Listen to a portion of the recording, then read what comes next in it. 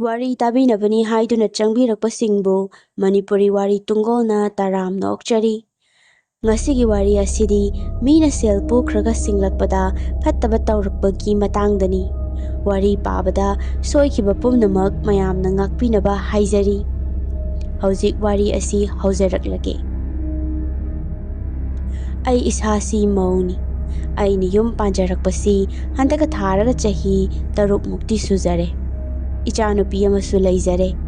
Ahal lamanna nupa nupi koibada yenga koyu haibasidi yamna chumba wafamni. Nupi na nupibu yamna hanthana yengbagidi nachade.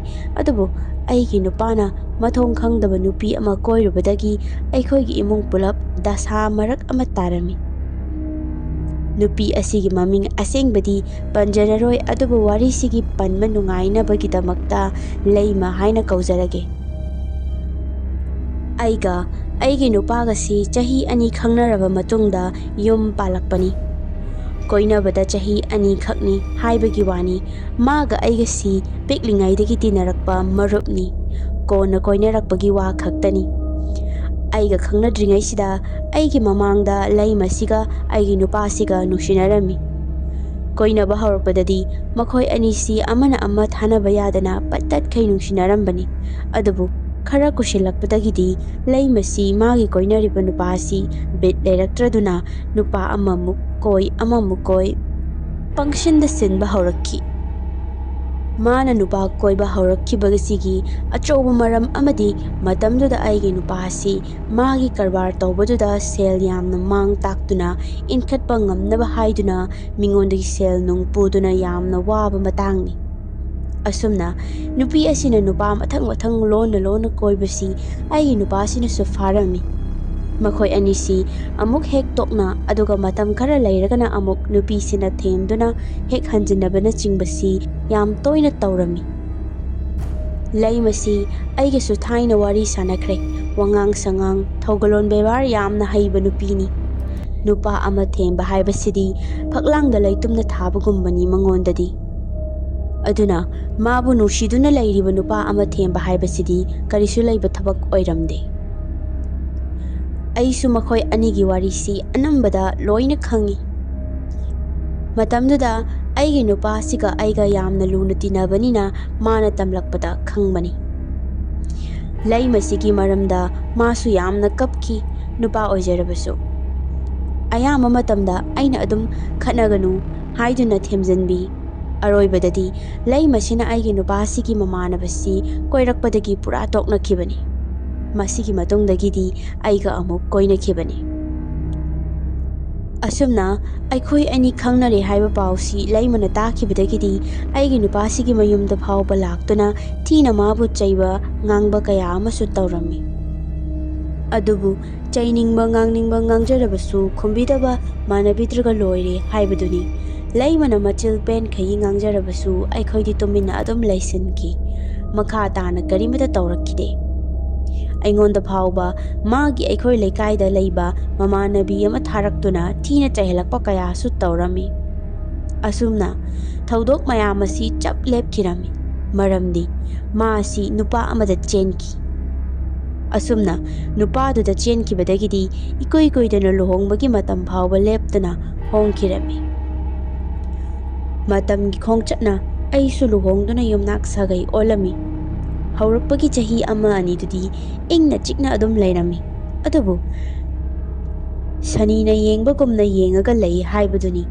Nongma aikhoisi family pulap imungi angang kaisu puthoktuna koiba pubirusi haiduna chatpani. Gari tongma matamsida aigi nupagi phoneda call ama kanna tawrakki. Aina tabro kananoma call kana tawriye number su save tawde naucha kakagi phone do pira use haiduna angangdagi phone du lawduna aigi nupada pirami. Manasu as gari thauringaisida nangna dum pairagede haiduna phone du lawki. Aduga gari thauribanina loudspeaker thaduna hello haina aigi nupana hairami. Matamsida nupiki khonjelda Somananda nungairibro nangbo haina kumlakpani. Aisu kitangdi khawtak chage tawi nupiki khonjel oirambasida. Adubu ꯇꯥꯒ ꯌꯥꯎꯅ ꯇꯥꯔꯝꯃꯤ ꯋꯥ ꯃꯆꯦꯠ ꯑꯃ ꯉꯥꯡꯗꯅ꯫ ꯑꯩꯒꯤ ꯅꯨꯄꯥꯅ "ꯀꯅꯥ ꯑꯣꯏꯔꯕꯅꯣ ꯁꯤꯕꯣ?" ꯍꯥꯏꯔꯝꯃꯤ꯫ ꯀꯣꯜꯗꯨꯗꯒꯤ ꯑꯃꯨꯛ "ꯁꯤꯕꯨ ꯁꯣꯃꯥꯅꯟꯗ ꯅꯠꯇ꯭ꯔꯕꯣ?" ꯍꯥꯏꯅ ꯍꯪꯂꯛꯈꯤ꯫ ꯑꯗꯨꯒ "ꯃꯥꯅꯦ ꯑꯩ ꯏꯁꯥꯅꯦ" ꯍꯥꯏꯗꯨꯅꯁꯨ ꯑꯃꯨꯛ ꯈꯨꯝꯂꯝꯃꯤ꯫ ꯅꯨꯄꯤ ꯑꯗꯨꯅ "ꯍꯩꯃꯥ ꯑꯗꯨꯗꯤ ꯑꯩꯒꯤ ꯈꯣꯟꯖꯦꯜꯒꯁꯦ ꯌꯥꯝ ꯊꯨꯅ ꯀꯥꯎꯔꯝꯃꯤꯅ" ꯍꯥꯏꯔꯛꯈꯤ꯫ ꯑꯩꯁꯤ ꯑꯩꯒꯤ ꯅꯨꯄꯥꯗ ꯃꯤꯠ ꯐꯩꯅ ꯌꯦꯡꯂꯝꯃꯤ꯫ ꯃꯥꯁꯨ ꯅꯨꯄꯤꯁꯤ ꯑꯩ ꯀꯅꯥꯅꯣ ꯈꯪꯗꯦ ꯍꯥꯏꯗꯨꯅ ꯏꯪꯒꯤꯠ ꯇꯧꯔꯛꯄꯅꯤ꯫ ꯑꯩꯁꯨ ꯀꯗꯥꯏꯗꯒꯤ ꯅꯨꯄꯤꯅꯣ ꯅꯨꯄꯤ ꯂꯩꯔꯕ ꯅꯨꯄꯥꯁꯤꯗ ꯈꯥꯏꯔꯛꯂꯤꯁꯤꯕꯣ ꯈꯟꯗꯨꯅ "ꯏꯕꯦꯝꯃ ꯅꯪ ꯀꯅꯥ ꯑꯣꯏꯔꯕꯅꯣ" ꯍꯥꯏꯗꯨꯅ ꯍꯪꯉꯒꯦ ꯍꯦꯛ ꯇꯧꯕꯒ ꯀꯣꯜ ꯑꯗꯨꯗꯒꯤ "ꯑꯩ ꯂꯩꯃꯅꯤ, ꯁꯨꯝ ꯅꯝꯕꯔ ꯂꯧꯔꯒ ꯀꯣꯜ ꯇꯧꯔꯛꯄꯅꯤꯗ" ꯍꯥꯏꯗꯨꯅ ꯍꯥꯏꯔꯛꯈꯤ꯫ ꯃꯇꯝꯁꯤꯗ ꯑꯩ ꯏꯁꯥꯗ ꯌꯥꯝꯅ ꯁꯥꯎꯅꯤꯡꯕ ꯑꯃ ꯐꯥꯎꯔꯛꯈꯤ꯫ ꯑꯩꯒꯤ ꯅꯨꯄꯥꯅ "ꯑꯣ ꯀꯩ ꯂꯩꯔꯒꯦ" ꯍꯥꯏꯅ ꯈꯨꯝꯂꯝꯃꯤ꯫ ꯃꯥꯅ ꯑꯃꯨꯛ "ꯅꯪ ꯂꯨꯍꯣꯡꯉꯦꯁꯨ ꯄꯥꯎ ꯇꯥꯏ, ꯑꯗꯣ ꯊꯥꯏꯅ ꯑꯩꯅ ꯅꯪꯉꯣꯟꯗ ꯈꯣꯟ ꯑꯀꯟꯕ ꯈꯔ ꯉꯥꯡꯈꯤꯕꯗꯨ ꯋꯥꯔꯧꯒꯅꯨꯀꯣ" ꯍꯥꯏꯔꯛꯈꯤ꯫ ꯃꯥꯅ ꯑꯩꯒ ꯃꯔꯤ ꯂꯩꯅꯕ ꯋꯥꯔꯤꯗ ꯄꯜꯂꯛꯂꯤꯕꯁꯤ ꯂꯨꯍꯣꯡꯕꯗꯨ ꯈꯛꯅꯤ, ꯃꯈꯥ ꯇꯥꯅ ꯑꯩꯒꯤ ꯃꯔꯝꯗ ꯀꯔꯤꯃꯠꯇ ꯋꯥ ꯍꯥꯏꯔꯛꯈꯤꯗꯦ꯫ ꯃꯁꯤꯒꯤ ꯃꯊꯛꯁꯤꯗ ꯑꯩꯒꯤ ꯅꯨꯄꯥꯁꯤꯗ ꯃꯥꯅ ꯋꯥꯔꯤ ꯁꯥꯟꯅꯔꯤꯕ ꯃꯑꯣꯡꯁꯤ ꯄꯥꯈꯪꯒꯤ ꯃꯑꯣꯡꯗꯅꯤ꯫ ꯃꯥꯅ ꯑꯩꯒꯤ ꯅꯨꯄꯥꯗ ꯂꯥꯟꯈꯤꯕꯗꯨꯒꯤ ꯃꯇꯥꯡꯗ ꯍꯟꯖꯤꯟ ꯍꯟꯖꯤꯟ ꯄꯟꯗꯨꯅ ꯋꯥꯁꯤ ꯁꯨꯔꯨ ꯁꯨꯔꯨ ꯅꯩꯔꯒ ꯂꯩꯔꯝꯃꯤ꯫ ꯑꯩꯒꯤ ꯅꯨꯄꯥꯅ "ꯂꯩꯃ, ꯑꯩ ꯁꯣꯝꯗ ꯒꯥꯔꯤ ꯊꯧꯔꯤ, ꯀꯣꯟꯅ ꯃꯇꯥꯡ ꯆꯥꯕꯗ ꯁꯥꯟꯅꯔꯁꯤ" ꯍꯥꯏꯔꯝꯃꯤ꯫ ꯑꯗꯨꯕꯨ ꯋꯥ ꯃꯈꯥ తాꯅ ꯂꯩꯃꯅ "ꯍꯣꯏ ꯑꯩꯁꯨ ꯂꯥꯏꯕꯛ ꯌꯥꯝ ꯊꯤꯔꯦꯗ, ꯃꯃꯥꯡ ꯆꯍꯤꯗ ꯑꯩꯒꯤ ꯅꯨꯄꯥꯗꯨꯁꯨ ꯂꯩꯈꯤꯗ꯭ꯔꯦ" ꯍꯥꯏꯗꯨꯅ ꯀꯞꯁꯤꯟꯅꯔꯤꯔ ꯀꯔꯤꯅꯣ ꯃꯑꯣꯡ ꯈꯔ ꯇꯧꯔꯛꯈꯤ꯫ ꯃꯥꯒꯤ ꯋꯥꯐꯝ ꯑꯁꯤꯗꯗꯤ ꯑꯩꯒꯤ ꯅꯨꯄꯥꯅ "ꯀꯃꯥꯏ ꯇꯧꯕꯗ ꯂꯩꯈꯤꯗ꯭ꯔꯤꯅꯣ? ꯑꯁ ꯅꯨꯡꯉꯥꯏꯇꯦꯅꯦ" ꯍꯥꯏꯅ ꯍꯪꯂꯝꯃꯤ꯫ ꯑꯗꯨꯒ ꯂꯩꯃꯁꯨ ꯃꯥꯒꯤ ꯊꯣꯛꯄ ꯁꯥꯡꯙꯅ ꯋꯥꯔꯤ ꯑꯗꯨꯝ ꯂꯤꯗꯨꯅ ꯂꯩꯔꯝꯃꯤ꯫ ꯑꯩꯒꯤ ꯅꯨꯄꯥꯅ "ꯀꯩꯁꯨ ꯈꯜꯂꯨꯅꯨꯗ, ꯄꯨꯟꯁꯤ ꯍꯥꯏꯁꯤꯗꯤ ꯁꯤ ꯉꯥꯛꯇꯅꯤ, ꯑꯗꯣ ꯅꯪꯒꯤꯁꯤꯗꯤ ꯃꯇꯥꯡ ꯌꯥꯝ ꯆꯥꯗ꯭ꯔꯦ, ꯀꯣꯟꯅ ꯑꯃꯨꯛ ꯍꯥꯏꯅꯔꯁꯤꯀꯣ" ꯍꯥꯏꯗꯨꯅ ꯀꯣꯜꯗꯨ ꯀꯛꯂꯝꯃꯤ꯫ ꯑꯩꯅ "ꯀꯔꯤꯅꯣ ꯃꯁꯤ ꯅꯨꯄꯤꯁꯤꯕꯣ, ꯃꯃꯥꯏ ꯌꯥꯝꯅ ꯊꯥꯏ ꯍꯥꯏꯕꯅꯤ" ꯍꯥꯏꯔꯝꯃꯤ꯫ ꯑꯩꯒꯤ ꯅꯨꯄꯥꯅ "ꯈꯪꯗꯦꯅꯦ, ꯂꯤꯟꯅ ꯃꯈꯨꯟ ꯆꯪꯂꯝꯗꯥꯏꯗ ꯆꯨꯝꯃꯦ ꯍꯥꯏꯗꯨꯅꯤ" ꯍꯥꯏꯗꯨꯅ ꯋꯥꯔꯤ ꯁꯥꯟꯅꯗꯨꯅ ꯂꯥꯛꯂꯝꯃꯤ꯫ ꯊꯧꯗꯣꯛ ꯑꯁꯤꯒꯤ ꯃꯇꯨꯡꯗꯒꯤꯗꯤ ꯂꯩꯃꯁꯤ ꯑꯃꯨꯛ ꯍꯟꯅ ꯑꯩꯈꯣꯏꯒꯤ ꯄꯨꯟꯁꯤꯗ ꯑꯗꯨꯃꯛ ꯌꯦꯠꯄ ꯍꯧꯔꯛꯈꯤ꯫ ꯑꯩꯒꯤ ꯅꯨꯄꯥꯗ ꯀꯣꯜ ꯍꯟꯖꯤꯟ ꯍꯟꯖꯤꯟ ꯇꯧꯔꯛꯇꯨꯅ ꯋꯥꯔꯤ ꯁꯥꯟꯅꯅꯕ, ꯃꯔꯤ ꯊꯝꯅꯅꯕ ꯑꯗꯨꯝ ꯍꯣꯠꯅꯔꯛꯈꯤ꯫ ꯃꯥꯅ ꯍꯦꯛ ꯀꯣꯜ ꯇꯧꯔꯛꯄ ꯃꯇꯝꯁꯤꯗ ꯑꯩꯅ ꯍꯦꯛ ꯄꯥꯏꯔꯨꯔꯒꯅ ꯀꯔꯤꯃꯠꯇ ꯈꯨꯝꯃꯛꯇꯦ꯫ ꯑꯩꯅꯁꯨ ꯑꯩꯒꯤ ꯅꯨꯄꯥꯗ "ꯗꯗꯥ, ꯃꯁꯤꯒꯤ ꯅꯨꯄꯤꯁꯦ ꯕ꯭ꯂꯣꯛ ꯀꯣꯛ ꯇꯧꯈ꯭ꯔꯁꯤꯕ ꯀꯩꯗꯧꯒꯦ, ꯁꯨꯝ ꯆꯒꯠ ꯆꯒꯠ ꯇꯧꯔ ꯂꯩꯔꯤꯁꯤꯕꯣ" ꯍꯥꯏꯅ ꯍꯥꯏꯔꯝꯃꯤ꯫ ꯑꯗꯨꯕꯨ ꯑꯩꯒꯤ ꯅꯨꯄꯥꯅ "ꯑꯁ ꯑꯗꯨꯃꯛꯇꯤ ꯀꯃꯥꯏ ꯇꯧꯔꯨꯗꯣꯏꯅꯣꯍꯦ, ꯑꯉꯥꯡ ꯃꯆꯥꯅꯦꯁꯨ ꯑꯃꯠꯇ ꯅꯠꯅꯗ꯭ꯔꯦ, ꯑꯩꯈꯣꯏꯅ ꯁꯥꯟꯅꯕꯤꯗ꯭ꯔꯒ ꯂꯣꯏꯔꯦ, ꯇꯟꯗꯅ ꯃꯥꯏ ꯇꯣꯛꯆꯈꯤꯅꯤ" ꯍꯥꯏꯗꯨꯅ ꯍꯦꯛꯇ ꯍꯥꯏꯗꯣꯔꯛꯀꯅꯤ꯫ ꯑꯁꯨꯝꯅ ꯀꯣꯜ ꯇꯧꯔꯛꯄꯁꯨ ꯄꯥꯏꯗ꯭ꯔꯦ, ꯑꯩꯈꯣꯏꯁꯨ ꯑꯩꯈꯣꯏꯒꯤ ꯊꯣꯛꯄ ꯇꯧꯗꯨꯅ ꯂꯩꯔꯝꯃꯤ꯫ ꯑꯗꯨꯕꯨ ꯅꯨꯃꯤꯗꯥꯡ ꯑꯃꯗꯤ ꯑꯩꯅ ꯑꯩꯒꯤ ꯅꯨꯄꯥꯒꯤ ꯐꯣꯟꯁꯤ ꯄꯥꯏꯔꯤꯉꯩꯁꯤꯗ SMS ꯑꯃ ꯂꯥꯛꯄꯅꯤ꯫ SMS ꯑꯗꯨꯗ "ꯁꯣꯃꯥꯅꯟꯗ, ꯌꯥꯔꯒꯗꯤ ꯅꯪꯉꯣꯟꯗꯒꯤ ꯂꯨꯄꯥ 10,000 ꯄꯨꯒꯦ, ꯑꯩꯁꯦ ꯎꯄꯥꯏ ꯂꯩꯃꯟꯗꯕꯒꯤ ꯅꯪꯉꯣꯟꯗ ꯍꯪꯂꯛꯂꯕꯅꯤ, ꯏꯀꯥꯏꯅ. ꯅꯪꯁꯨ ꯈꯪꯉꯤꯗꯨꯅꯤ ꯑꯩꯈꯣꯏꯒꯤ ꯏꯃꯨꯡꯁꯤ ꯍꯥꯟꯅ ꯄꯩꯁꯥ ꯅꯨꯡꯁꯥ ꯌꯥꯝ ꯄꯥꯏꯔꯝꯃꯤ ꯍꯥꯏꯕ, ꯑꯗꯨꯅ ꯃꯤꯉꯣꯟꯗꯒꯤ ꯍꯪꯂꯨꯔꯕꯗꯤ ꯃꯥꯏꯁꯦ ꯊꯝꯐꯝ ꯂꯩꯔꯔꯣꯏ ꯈꯟꯗꯨꯅ ꯅꯪꯉꯣꯟꯗꯒꯤ ꯏꯀꯥꯏ ꯍꯪꯖꯔꯛꯂꯤꯕꯅꯤ" ꯍꯥꯏꯗꯨꯅ ꯏꯔꯛꯈꯤ꯫ ꯑꯩꯁꯤ ꯃꯥꯒꯤ ꯃꯦꯁꯦꯖꯇꯨ ꯎꯕꯗ ꯁꯥꯎꯅꯤꯡꯕꯅ ꯁꯣꯔ ꯃꯄꯤ ꯍꯣꯜꯂꯝꯃꯤ꯫ ꯑꯩꯁꯨ ꯀꯨꯏꯃꯟꯈ꯭ꯔꯦ ꯍꯟꯗꯛꯇꯤ ꯇꯧꯗꯗꯤ ꯇꯧꯔꯒꯦ ꯍꯥꯏꯗꯨꯅ "ꯑꯩ ꯃꯦꯅꯀꯥꯅꯦ, ꯂꯩꯃ, ꯅꯪꯅ ꯁꯨꯃꯥꯏꯅ ꯅꯨꯄꯤ ꯂꯩꯔꯕ ꯅꯨꯄꯥ ꯑꯃꯗ ꯍꯟꯖꯤꯟ ꯍꯟꯖꯤꯟ ꯆꯒꯠ ꯆꯒꯠ ꯇꯧꯕꯁꯤ ꯌꯥꯝꯅ ꯍꯩꯅꯗ꯭ꯔꯦ, ꯚꯥꯞ ꯈꯔ ꯇꯥꯔꯣ" ꯍꯥꯏꯗꯨꯅ ꯏꯗꯨꯅ ꯑꯃꯨꯛ ꯊꯥꯔꯝꯃꯤ꯫ ꯑꯩꯗꯤ ꯇꯁꯦꯡꯅ ꯁꯥꯎꯔꯁꯅꯨ, ꯈꯠꯅꯔꯁꯨ ꯈꯠꯅꯔꯒꯦ ꯍꯥꯏꯗꯨꯅ ꯊꯥꯕꯅꯤ꯫ ꯑꯗꯨꯕꯨ ꯊꯥꯖꯗꯕ ꯃꯑꯣꯡꯗ "ꯃꯦꯅꯀꯥ, ꯁꯥꯎꯅꯨ, ꯑꯩꯁꯦ ꯅꯪꯒ ꯑꯣꯟꯖꯟꯅꯔꯒ ꯋꯥꯔꯤ ꯁꯥꯟꯅꯕꯗꯣ ꯏꯀꯥꯏꯗꯅ ꯇꯧꯕꯅꯤ, ꯑꯗꯨꯒ ꯄꯥꯎ ꯐꯥꯎꯔꯛꯂꯤꯕꯗꯨꯁꯨ ꯁꯨꯝ ꯁꯣꯃꯥꯅꯟꯗꯗ ꯆꯝꯊꯣꯛꯅꯒꯦꯅ ꯈꯟꯗꯨꯅ ꯇꯧꯕꯅꯤ, ꯅꯪ ꯋꯥꯔꯧꯒꯅꯨ" ꯍꯥꯏꯅ ꯏꯔꯛꯈꯤ꯫ ꯑꯩꯁꯨ ꯃꯥꯅ ꯇꯞꯊꯔꯛꯄꯁꯤꯗꯗꯤ ꯋꯥ ꯀꯟꯅ ꯉꯥꯡꯕ ꯉꯝꯗ꯭ꯔꯗꯨꯅ "ꯑꯗꯣ ꯍꯧꯖꯤꯛꯁꯦ ꯅꯪꯒꯤꯁꯦ ꯀꯩꯅꯣ ꯄꯥꯝꯃꯤꯁꯦ? ꯅꯪꯒꯤ ꯃꯔꯝꯗ ꯀꯔꯤꯃꯠꯇ ꯐꯠꯇꯕ ꯈꯟꯗꯦ, ꯃꯥꯁꯨ ꯃꯥꯒꯤ ꯊꯣꯛꯄ, ꯑꯩꯁꯨ ꯑꯩꯒꯤ ꯊꯣꯛꯄ ꯍꯥꯏꯗꯅ ꯈꯟꯅꯈ꯭ꯔꯕꯅꯤ. ꯑꯩꯒꯤ ꯅꯨꯄꯥꯗꯤ ꯅꯪ ꯀꯥꯎꯔꯕꯅꯤ, ꯅꯪꯁꯨ ꯁꯤꯒꯤ ꯃꯇꯥꯡꯁꯤꯗ ꯀꯔꯤꯃꯠꯇ ꯈꯜꯂꯨꯔꯅꯨ, ꯃꯥꯒꯤ ꯊꯣꯛꯄ ꯒ꯭ꯌꯥꯟ ꯇꯥꯅ ꯂꯩꯅꯔꯒ ꯂꯣꯏꯔꯦ" ꯍꯥꯏꯔꯝꯃꯤ꯫ ꯂꯩꯃꯅ "ꯅꯪꯒ ꯑꯣꯏꯁꯨ ꯋꯥꯔꯤ ꯑꯃꯨꯛꯇ ꯁꯥꯟꯅꯁꯤ, ꯀꯣꯜ ꯇꯧꯔꯛꯀꯦ" ꯍꯥꯏꯕꯗꯒꯤ ꯑꯩꯈꯣꯏ ꯑꯅꯤ ꯃꯦꯁꯦꯖ ꯊꯥꯅꯔꯕ ꯃꯇꯨꯡꯗ ꯀꯣꯜ ꯑꯃꯨꯛ ꯇꯧꯅꯗꯨꯅ ꯋꯥꯔꯤ ꯈꯔ ꯁꯥꯟꯅꯔꯝꯃꯤ꯫ ꯂꯩꯃꯅ ꯍꯥꯏꯕꯒꯤ ꯃꯇꯨꯡ ꯏꯟꯅ ꯃꯥꯁꯤ ꯍꯧꯖꯤꯛ ꯄꯩꯁꯥ ꯈꯔ ꯆꯤꯜꯂꯦ, ꯑꯗꯨꯅ 10,000ꯗꯨꯃꯗꯤ ꯄꯨꯒꯦ ꯁꯤꯅꯤ꯫ ꯑꯩꯁꯨ ꯄꯩꯁꯥ ꯅꯨꯡꯁꯥꯒꯤ ꯃꯔꯝꯁꯤꯗꯤ ꯌꯥꯝꯅ ꯌꯦꯠꯅꯔꯨꯕꯗ ꯅꯨꯡꯉꯥꯏꯇ꯭ꯔꯦ ꯈꯟꯗꯨꯅ ꯍꯥꯟꯅꯗꯒꯤ ꯈꯪꯅꯗꯕ ꯃꯤꯁꯨ ꯅꯠꯇꯦ, ꯇꯁꯦꯡꯅ ꯃꯣꯏ ꯏꯃꯨꯡꯁꯤ ꯍꯥꯟꯅ ꯄꯩꯁా ꯅꯨꯡꯁꯥ ꯌꯥꯝ ꯄꯥꯏꯔꯝꯕꯅꯤ, ꯏꯀꯥꯏꯗꯅ ꯇꯧꯔꯤ ꯃꯥꯜꯂꯦ ꯈꯟꯗꯨꯅ ꯍꯣꯏ ꯅꯣꯡꯃ ꯎꯅꯔꯒ ꯂꯧꯔꯣ ꯄꯩꯁꯥꯗꯣ ꯍꯥꯏꯅ ꯍꯥꯏꯗꯣꯛꯂꯝꯃꯤ꯫ ꯑꯁꯨꯝꯅ ꯑꯩꯒꯤ ꯅꯨꯄꯥꯗꯁꯨ ꯑꯩꯅ ꯋꯥ ꯄꯨꯝꯕ ꯇꯝꯂꯝꯃꯤ꯫ ꯃꯥꯅꯁꯨ ꯈꯪꯗꯦꯅꯦ ꯃꯗꯨꯏ ꯅꯨꯄꯤꯗꯣ ꯀꯔꯤ ꯇꯧꯔꯦ ꯍꯥꯏꯅꯣ ꯃꯣꯏ ꯏꯃꯨꯡꯗꯣ, ꯃꯥꯕꯨ ꯀꯌꯥꯝ ꯂꯩꯇ꯭ꯔꯖꯥꯠꯅꯣ, ꯊꯥꯏꯅꯗꯤ ꯃꯤꯉꯣꯟꯗꯒꯤ ꯃꯇꯦꯡ ꯅꯤꯗꯧ ꯁꯔꯨꯛ ꯁꯤꯖꯈꯤꯕꯅ ꯐꯩ ꯀꯥꯏꯅ ꯌꯥꯝ ꯇꯧꯕꯅꯤ ꯍꯥꯏꯔꯛꯈꯤ꯫ ꯑꯩꯅ ꯌꯧꯅꯒꯗꯤ ꯍꯪꯖꯤꯜꯂꯨꯗ꯭ꯔꯦꯗ, ꯃꯄꯥꯝꯗ ꯂꯩꯕ ꯃꯥꯜꯂꯦ, ꯊꯥ ꯑꯃꯒꯤ ꯃꯇꯨꯡꯗ ꯁꯤꯡꯂꯛꯀꯦ ꯍꯥꯏꯕꯅꯤ ꯍꯥꯏꯔꯝꯃꯤ꯫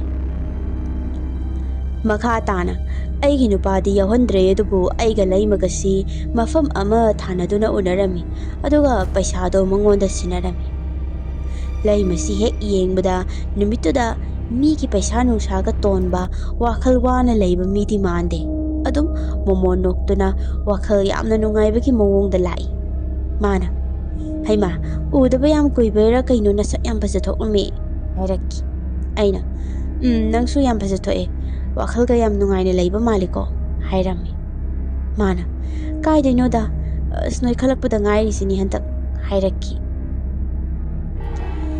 ꯃꯥꯒ ꯑꯩꯒꯁꯤ ꯋꯥꯔꯤ ꯋꯥꯇꯥꯏꯁꯨ ꯁꯥꯟꯅꯔꯝꯃꯤ ꯉꯥꯏꯍꯥꯛꯇꯤ꯫ ꯃꯤ ꯈꯔꯅꯗꯤ ꯇꯟꯕꯨ ꯇꯟꯗꯦ ꯍꯥꯏꯅ ꯈꯜꯂꯝꯕ ꯌꯥꯏ, ꯑꯗꯨꯕꯨ ꯁꯤꯗꯧꯕ ꯃꯄꯣꯛꯅꯤ, ꯌꯥꯔꯗꯤ ꯂꯣꯏꯅꯃꯛ ꯅꯨꯡꯁꯤ ꯆꯥꯟꯅꯅ ꯂꯩꯃꯤꯟꯅꯁꯤ, ꯆꯝꯊꯣꯛꯅꯕ ꯀꯥꯏꯗꯦ ꯍꯥꯏꯅ ꯑꯩꯒꯤ ꯋꯥꯈꯜꯗ ꯈꯟꯕꯒꯤ ꯇꯧꯕꯅꯤ꯫ ꯑꯁꯨꯝꯅ ꯄꯩꯁꯥꯗꯨ ꯂꯩꯃꯗ ꯁꯤꯟꯅꯔꯝꯂꯕ ꯃꯇꯨꯡꯗ ꯌꯨꯝꯗ ꯍꯜꯂꯛꯇꯨꯅ ꯑꯩꯒꯤ ꯅꯨꯄꯥꯗ ꯂꯩꯃꯒꯤ ꯃꯑꯣꯡ ꯃꯇꯧ ꯑꯃꯗꯤ ꯏꯕꯥꯅꯤꯅ ꯁꯥꯟꯅꯔꯛꯄ ꯋꯥꯔꯤ ꯋꯥꯇꯥꯏ ꯄꯨꯝꯕ ꯂꯣꯏꯅ ꯇꯝꯂꯝꯃꯤ꯫ ꯃꯇꯝꯁꯤꯗ ꯑꯩꯒꯤ ꯅꯨꯄꯥꯅ ꯅꯪ ꯋꯥꯔꯤꯁꯤꯗꯤ ꯃꯥꯁꯦ ꯌꯥꯝ ꯅꯨꯡꯉꯥꯏꯅ ꯂꯩꯕ ꯌꯥꯝ ꯃꯥꯜꯂꯤꯗ, ꯃꯥꯕꯨ ꯅꯨꯄꯥ ꯑꯃꯃꯨꯛ ꯈꯪꯅꯔꯖꯥꯠꯂꯥ, ꯅꯨꯄꯥ ꯂꯩꯇ꯭ꯔꯤꯁꯤꯕꯨ ꯀꯩꯗꯧꯋꯦꯒꯦ ꯀꯥꯏꯅ ꯈꯜꯂꯝꯃꯗꯤ ꯍꯥꯏꯔꯛꯂꯝꯃꯤ꯫ ꯑꯩꯅ ꯇꯥꯅꯤꯡꯗꯦꯍꯦ, ꯑꯁꯤꯕꯨ ꯋꯥꯅꯦꯅ ꯌꯥꯝ ꯈꯪꯅꯤꯡꯉꯒ ꯊꯤꯒꯠꯂꯨꯔꯣꯍꯦ ꯍꯥꯏꯔꯝꯃꯤ꯫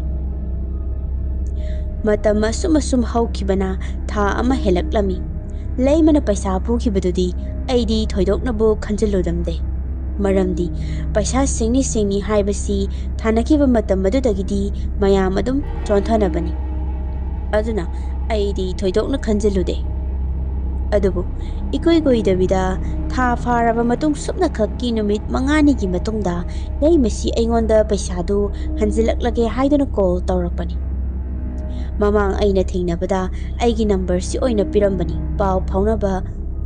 ꯄꯥꯎ ꯐꯥꯎꯅꯕꯗꯨ ꯁꯤꯗ ꯑꯣꯏꯅ ꯍꯥꯏꯅꯔꯁꯤ ꯍꯥꯏꯗꯨꯅ꯫ ꯃꯦꯅꯀꯥ ꯁꯥꯎ ꯌꯥꯗꯦꯍꯦ, ꯅꯣꯡ ꯅꯤꯅꯤ ꯆꯣꯟꯊꯈ꯭ꯔꯦ, ꯅꯪ ꯀꯥꯏꯗ ꯎꯅꯁꯤ ꯍꯥꯏꯕꯅꯣ ꯍꯥꯏꯅ ꯍꯥꯏꯔꯛꯈꯤ꯫ ꯑꯩꯁꯨ ꯀꯥꯏꯗꯦꯗ, ꯊꯨꯕꯨ ꯊꯨꯃꯟꯈ꯭ꯔꯦ, ꯃꯐꯝꯒꯤꯗꯤ ꯏꯌꯥ ꯌꯥꯏ, ꯑꯃ ꯍꯦꯛꯇꯗ ꯎꯅꯁꯤ, ꯅꯪꯅ ꯅꯨꯡꯉꯥꯏꯒꯗꯧꯕ ꯑꯃ ꯈꯜꯂꯛꯑꯣ ꯍꯥꯏꯔꯝꯃꯤ꯫ ꯑꯁꯨꯝꯅ ꯃꯃꯥꯡꯒꯤ ꯃꯇꯧꯒꯨꯝꯅ ꯎꯅꯕ ꯌꯥꯕ ꯃꯐꯝ ꯑꯃ ꯑꯩꯈꯣꯏ ꯑꯅꯤ ꯍꯥꯏꯅꯔꯝꯃꯤ꯫ ꯅꯨꯃꯤꯠ ꯑꯗꯨ ꯂꯩꯃꯅ ꯄꯩꯁꯥ ꯊꯤꯟꯕ ꯂꯥꯛꯀꯦ ꯍꯥꯏꯕ ꯅꯨꯃꯤꯠ ꯑꯗꯨꯅꯤ꯫ ꯑꯩꯁꯤ ꯅꯨꯡꯊꯤꯜꯒꯤ ꯄꯨꯡ 3 ꯇꯥꯕ ꯑꯗꯨꯋꯥꯏꯗ ꯌꯨꯝꯗꯒꯤ ꯒꯥꯔꯤ ꯃꯆꯥꯗꯨ ꯊꯧꯗꯣꯛꯇꯨꯅ ꯂꯥꯛꯄꯅꯤ꯫ ꯂꯝꯕꯤꯗ ꯄꯣꯠ ꯑꯃꯠꯇ ꯂꯩꯒꯦ ꯍꯥꯏꯗꯨꯅ ꯒꯥꯔꯤ ꯉꯥꯏꯍꯥꯛ ꯈꯥꯝꯂꯒ ꯗꯨꯀꯥꯟꯗ ꯆꯪꯂꯨꯔꯒ ꯊꯣꯛꯂꯛꯄꯅꯤ꯫ ꯒꯥꯔꯤꯗꯨ ꯁ꯭ꯇꯥꯔꯠ ꯇꯧꯏ, ꯑꯗꯨꯒ ꯊꯧꯒꯦ ꯇꯧꯔꯛꯄꯁꯤꯗ ꯐꯤ ꯑꯃꯨꯛ ꯆꯞꯈꯤꯕꯅꯤ, ꯒꯥꯔꯤꯒꯤ ꯆꯦꯟ ꯑꯗꯨꯗ ꯆꯞꯈꯤꯕꯅꯤ꯫ ꯑꯩꯁꯨ ꯄꯥꯈꯠꯄꯣꯏ ꯀꯩꯕꯣꯏ ꯒꯥꯔꯤ ꯁ꯭ꯇꯥꯔꯠꯇꯨ ꯄꯨꯠ ꯃꯨꯊꯠꯈꯤ, ꯑꯗꯨꯒ ꯒꯥꯔꯤꯗꯨ ꯂꯦꯡꯗꯅ ꯊꯝꯃꯤ,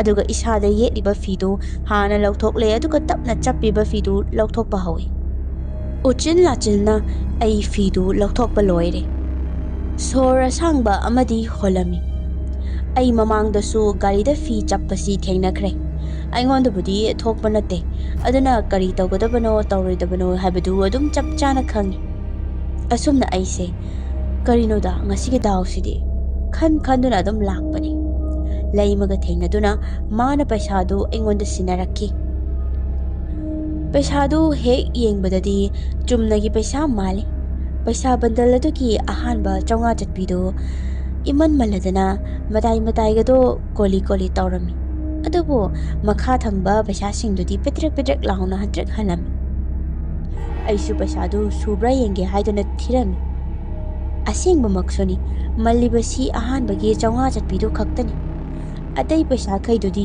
ꯂꯣꯏꯅ ꯄꯦꯗ꯭ꯔꯦꯛ ꯄꯦꯗ꯭ꯔꯦꯛ ꯂꯥꯎꯅ ꯍꯜꯂꯤꯕꯅꯤ ꯑꯩꯅ ꯅꯪꯒꯤ ꯁꯤꯗꯤ 500 ꯁꯤꯃꯗꯤ ꯍꯟꯅꯨꯔꯦꯅꯦ ꯄꯥꯈꯪ ꯃꯌꯥꯝꯁꯤꯒꯤ ꯃꯔꯛꯇ ꯍꯥꯏꯅ ꯐꯥꯒꯤ ꯇꯧꯔꯝꯃꯤ ꯃꯥꯁꯨ ꯑꯗꯨꯝ ꯅꯣꯛꯂꯛꯈꯤ ꯑꯁꯨꯝꯅ ꯑꯩ ꯄꯩꯁꯥꯗꯨ ꯄꯨꯔꯒ ꯌꯨꯝꯗ ꯍꯜꯂꯛꯈꯤ ꯑꯗꯨꯒ ꯄꯩꯁꯥꯗꯨ ꯎꯄꯨꯗ ꯊꯝꯖꯤꯜꯂꯝꯃꯤ ꯌꯨꯝꯁꯤꯗ ꯂꯩꯃꯅ ꯄꯤꯔꯛꯄ ꯄꯩꯁꯥꯗꯨ ꯍꯦꯛ ꯄꯨꯁꯤꯜꯂꯛꯄꯗꯒꯤ ꯃꯑꯣꯡ ꯑꯃ ꯇꯧꯔꯛꯄ ꯍꯧꯔꯛꯂꯝꯃꯤ ꯑꯍꯥꯟꯕ ꯅꯣꯡ ꯅꯤꯅꯤꯗꯤ ꯀꯔꯤꯃꯠꯇ ꯇꯧꯔꯝꯗꯦ ꯍꯥꯃꯨ ꯍꯥꯃꯨꯅꯤ ꯑꯗꯨꯕꯨ ꯇꯞꯅ ꯇꯞꯅ ꯑꯩꯈꯣꯏꯒꯤ ꯌꯨꯝꯁꯤ ꯏꯁꯥꯗ ꯃꯤꯒꯤ ꯌꯨꯝꯗ ꯂꯩꯕꯒꯤ ꯃꯑꯣꯡꯗ ꯑꯃ ꯐꯥꯎꯔꯛꯂꯝꯃꯤ ꯀꯩꯒꯨꯝꯕ ꯀꯥꯟꯗ ꯃꯔꯤ ꯃꯇꯥꯒꯤ ꯌꯨꯝꯗ ꯅꯣꯡ ꯅꯤꯅꯤ ꯂꯦꯛꯄꯗ ꯐꯥꯎꯕ ꯑꯗꯨꯅꯤ ꯃꯁꯛ ꯃꯑꯣꯡꯗꯤ ꯈꯪꯕ ꯌꯨꯝ ꯑꯗꯨꯕꯨ ꯏꯁꯥꯒꯤ ꯌꯨꯝꯅꯤ ꯍꯥꯏꯅꯗꯤ ꯐꯥꯎ ꯌꯥꯗꯕ ꯑꯗꯨꯒꯨꯝꯕꯅꯤ ꯐꯥꯎꯔꯛꯂꯤꯕꯁꯤ ꯃꯁꯤ ꯑꯩ ꯈꯛꯇ ꯅꯠꯇꯦ ꯐꯥꯎꯔꯤꯕꯁꯤ ꯏꯃꯨꯡ ꯃꯅꯨꯡꯅꯤ ꯄꯨꯝꯕꯅꯤ ꯅꯣꯡꯃꯁꯨ ꯏꯃꯥꯅ ꯃꯦꯅꯀꯥ ꯕ꯭ꯂꯥꯡꯀꯦꯠꯀꯗꯣ ꯈꯔ ꯑꯃꯅꯤ ꯁꯨꯗꯣꯛꯁꯤꯗꯅ ꯍꯟꯗꯛꯁꯤ ꯌꯨꯝ ꯃꯅꯨꯡꯁꯦ ꯌꯥꯝꯅ ꯏꯪꯕꯗꯧꯅ ꯇꯧꯏ ꯏꯃꯥ ꯃꯄꯥꯟꯗ ꯊꯣꯛꯑꯒꯅ ꯍꯦꯛꯇ ꯁꯥꯕ ꯏꯪꯊꯝꯊꯥꯁꯨ ꯅꯠꯇꯦ ꯑꯍꯜ ꯑꯣꯏꯁꯤꯜꯂꯛꯄꯒꯤꯔ ꯀꯔꯤꯅꯣ ꯈꯪꯗ꯭ꯔꯦꯗ ꯍꯥꯏꯔꯛꯄꯅꯤ ꯑꯩꯈꯣꯏ ꯄꯥꯕꯨꯡꯁꯤ ꯍꯥꯟꯅꯗꯒꯤ ꯋꯥ ꯂꯥꯡ ꯀꯌꯥ ꯉꯥꯡꯒꯟꯗꯦ ꯑꯌꯨꯛ ꯑꯌꯨꯛꯁꯤ ꯃꯥꯗꯤ ꯏꯪꯈꯣꯜ ꯍꯦꯛ ꯁꯨꯕꯅꯤ ꯍꯛꯆꯥꯡ ꯁꯥꯖꯦꯜ ꯑꯣꯏꯅ ꯑꯗꯨꯒ ꯂꯦꯝꯍꯧꯔꯤꯕ ꯃꯇꯝꯈꯩꯗꯨꯗꯤ ꯑꯗꯨꯝ ꯔꯦꯗꯤꯑꯣ ꯇꯥꯔꯒ ꯌꯨꯝꯗ ꯑꯗꯨꯝ ꯂꯩ ꯅꯨꯡꯗꯥꯡ ꯋꯥꯏꯔꯝꯗ ꯃꯄꯥꯟ ꯉꯥꯏꯍꯥꯛ ꯊꯣꯛꯎꯕ ꯅꯠꯇꯅ ꯑꯗꯨꯕꯨ ꯄꯥꯕꯨꯡꯁꯤꯁꯨ ꯌꯨꯝꯗ ꯁꯨꯛꯂꯩ ꯂꯩꯅꯤꯡꯗꯕꯒꯤ ꯃꯑꯣꯡ ꯑꯃ ꯇꯧꯔꯝꯃꯤ ꯅꯍꯥꯟ ꯃꯈꯩꯗꯤ ꯅꯨꯡꯊꯤꯜꯗ ꯔꯦꯗꯤꯑꯣ ꯇꯥꯗꯨꯅ ꯍꯤꯞꯂꯒ ꯑꯗꯨꯝ ꯂꯩꯖꯕꯗꯨ ꯐꯨꯛ ꯐꯨꯛ ꯍꯧꯒꯠꯇꯨꯅ ꯃꯅꯤꯡ ꯃꯌꯥꯗ ꯑꯣꯏꯅ ꯂꯩꯕ ꯇꯨꯝꯕ ꯍꯤꯞꯄ ꯄꯣꯊꯥꯕ ꯌꯥꯗꯕꯒꯨꯝ ꯃꯇꯧꯒꯨꯝ ꯇꯧꯔꯝꯃꯤ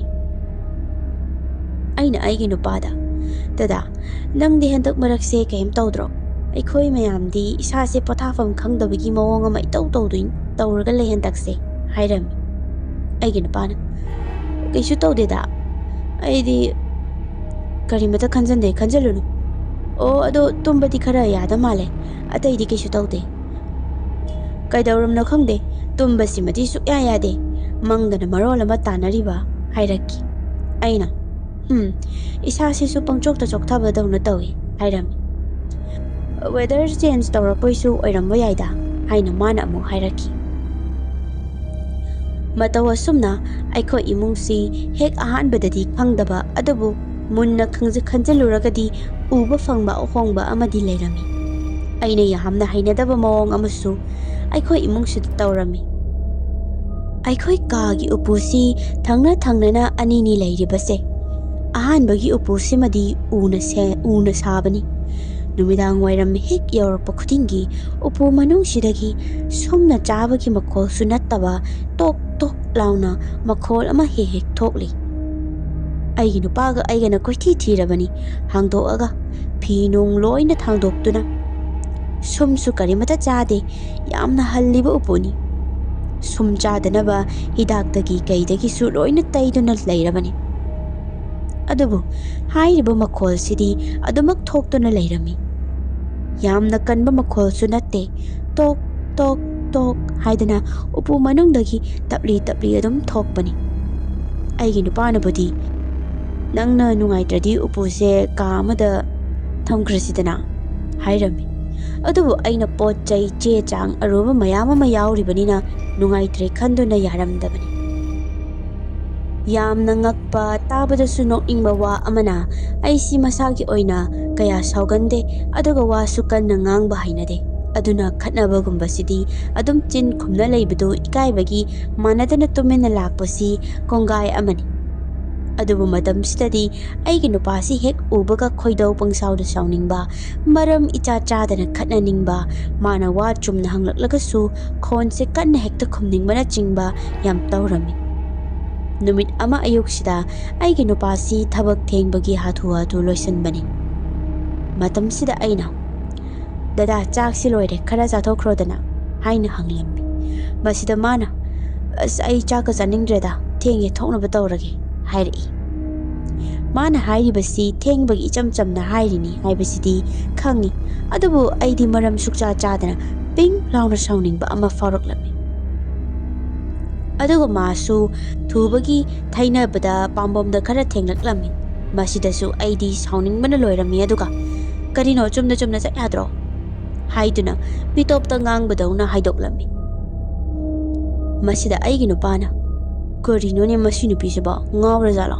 O soikibani ibema. Haina phagi tathoklammi. Thaudok asida natte adai thaudok macha macha kayadasu masimakni tawribase.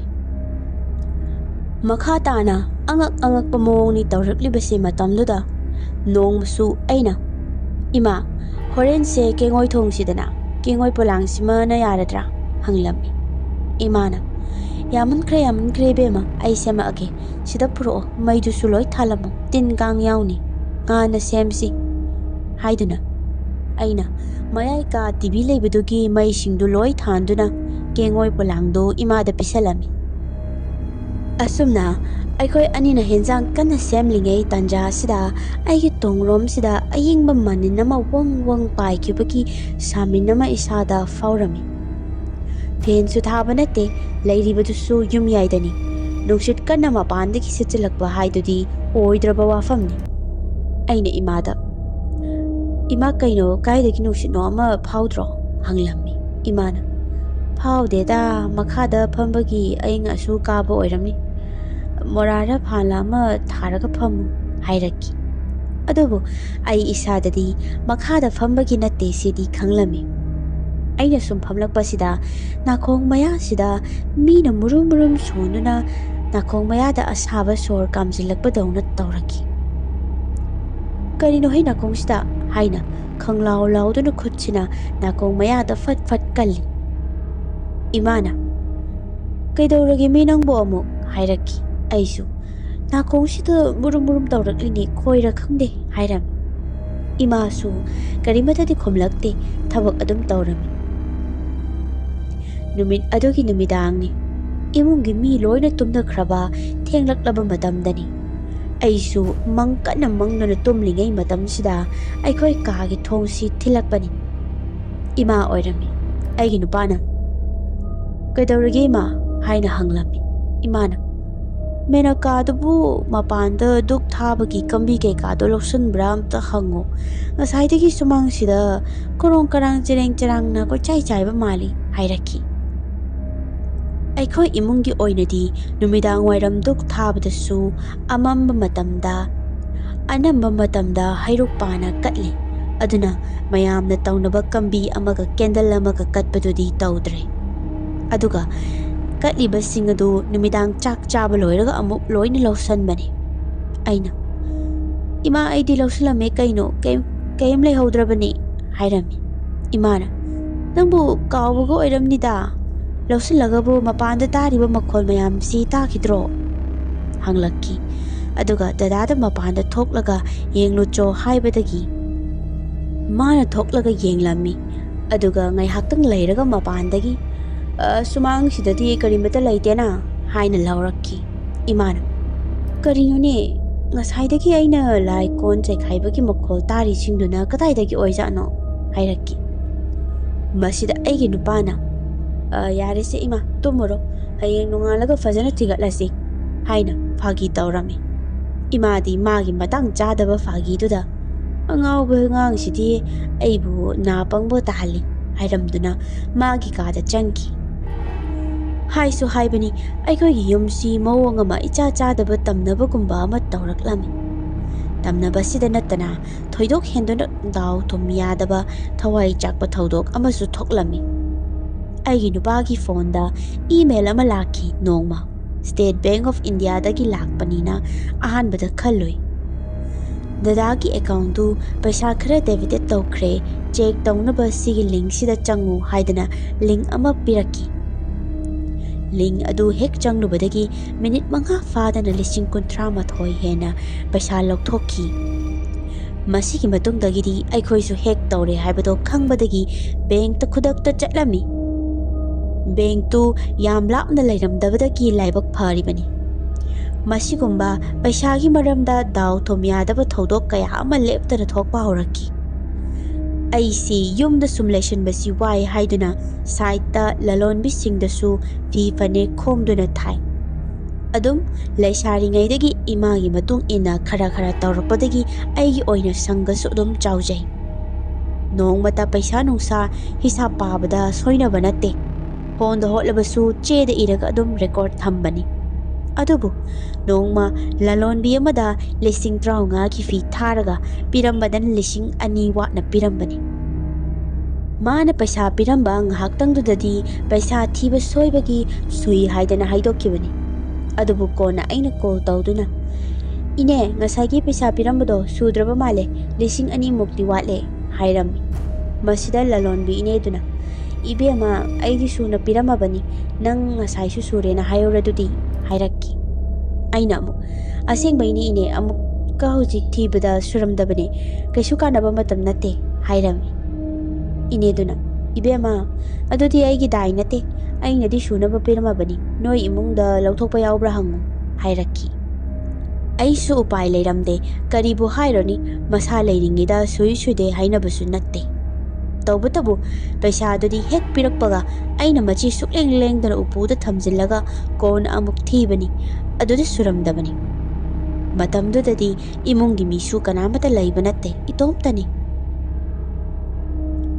Haudok asigi matungdagidi tapna tapna aingonda imunga sida soiriba potsi karino haibadu uhanlakpa horakki. Aisi hainadagi imalai marimbi yamna ningjarai. Nomaijing kudingi aidi imada hiruk chauna kai. Aduna aingonda karino masoi ngam daure hairabadi imana hekta khangalakpani. Asum tauna aisi mangsida aikhoi upursi hanjin adum urakpani. Aisu jingbudi jingnei adubu karino ne haiduna men mandi amata taramde. Adubu aisu leptana imada asoibadu karino takpiyo haiduna khurumjabadi leplamde.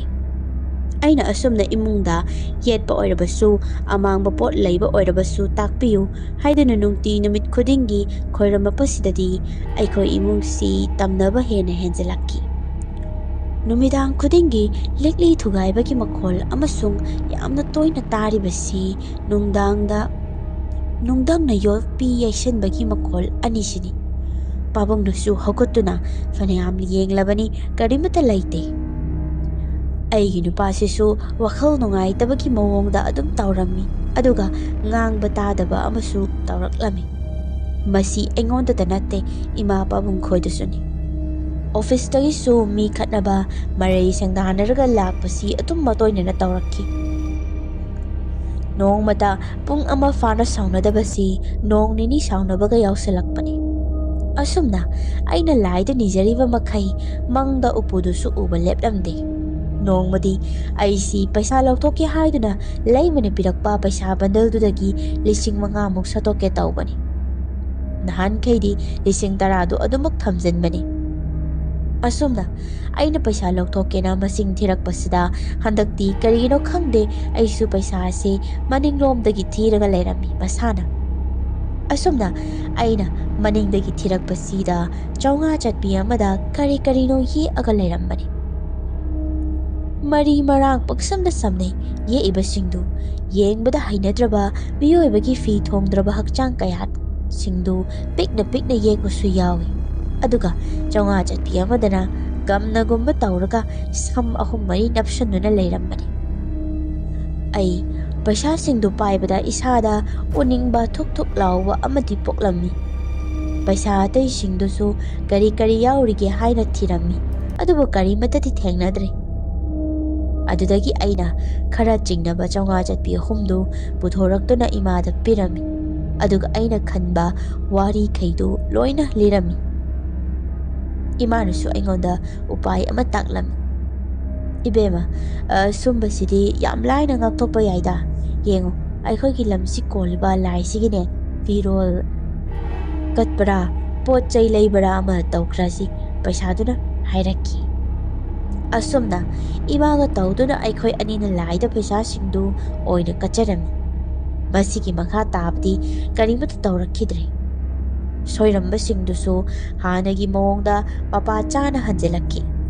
Aduga lemhauriba chaunga chatpi ahum khara jingnaba adudi mai thanami. Aduga leimagi pausu makha tana tarakhidre. Kari tawkhrabano kamai laikhrabano mari makul amata fanglamde. ꯑꯁꯨꯝꯅ ꯑꯆꯨꯝꯕ ꯆꯠꯄ, ꯂꯥꯏꯃꯕꯨ ꯊꯥꯖꯕ ꯊꯝꯕ ꯍꯥꯏꯕꯁꯤꯅ ꯑꯩꯈꯣꯏꯒꯤ ꯂꯝꯕꯤ ꯇꯥꯛꯀꯗꯧꯔꯤꯕꯅꯤ꯫ ꯉꯁꯤꯒꯤꯗꯤ ꯋꯥꯔꯤ ꯑꯁꯤ ꯃꯇꯥꯡ ꯁ꯭ꯋꯥꯏꯗ ꯂꯣꯏꯁꯤꯟꯖꯔꯒꯦ꯫ ꯃꯊꯪ ꯋꯥꯔꯤ ꯑꯅꯧꯕ ꯑꯃꯃꯨꯛ ꯄꯨꯗꯨꯅ ꯂꯥꯛꯆꯒꯦ꯫